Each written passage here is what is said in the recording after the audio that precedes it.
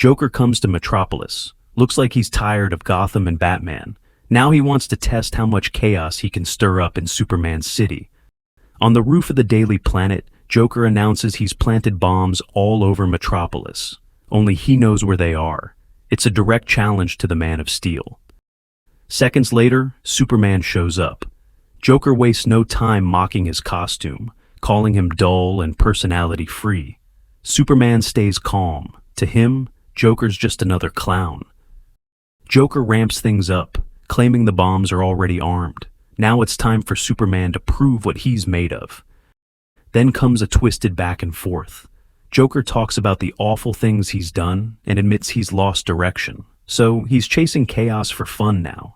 He keeps teasing superhero outfits and suddenly Superman laughs. That hits a nerve. Joker, the guy who lives to make others laugh, hates being laughed at. Superman just says, "It was funny. You're pretty funny. You call yourself the Joker, but I'm not allowed to laugh?"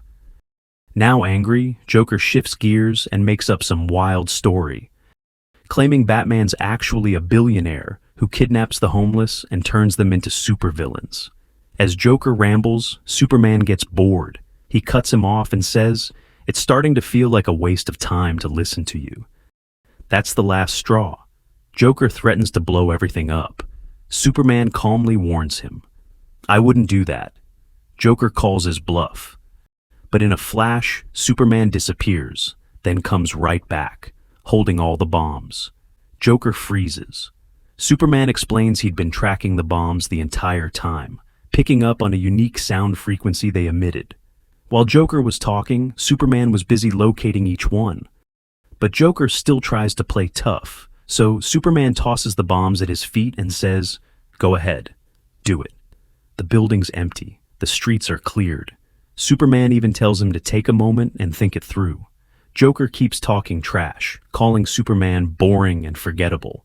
But Superman answers, "Because I might do something that could surprise you." Then, with a quick blast of heat vision, he destroys the bombs. Joker steps back, actually shaken. Superman gives a final warning.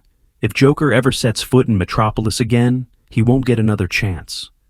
Joker laughs, thinking Superman's like Batman, someone who never kills. But Superman sets the record straight. Batman doesn't kill people because he has a code. I don't have a code.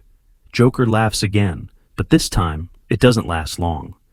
Superman delivers one last message. "You are a goofy idea that only a child would think is cool. I've only known you a few minutes, and I can already see that the only certain thing about you is the uncertainties. You're just another nobody in a silly costume, killing innocent people to hog an imaginary spotlight."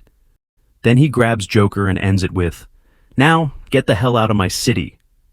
Later, we see Joker turn himself into the police. He looks defeated. "Metropolis is boring," he mutters. Meanwhile, Superman heads straight to Gotham, right into the Batcave. He knows Bruce is behind this, and sure enough, Batman admits it. The whole thing was a test. Superman's not amused. He taps Batman on the shoulder, just hard enough to knock him across the cave. Then he warns him, "You put people's lives at stake just to run a war game. That's not how I do things. I don't care how good you are not perfect. Something could have gone wrong." Before leaving, Superman gives one last warning.